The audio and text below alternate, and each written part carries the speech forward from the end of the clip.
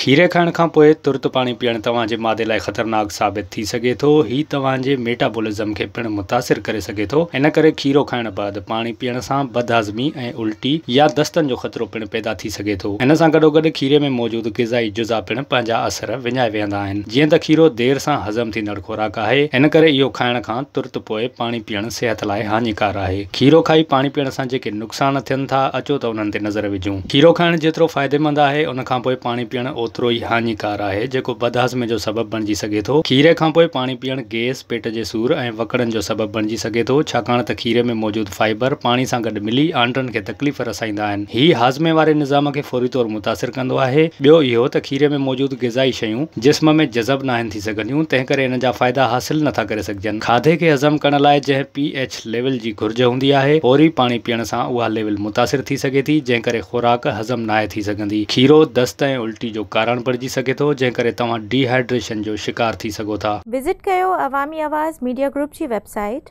awamiawaz.pk।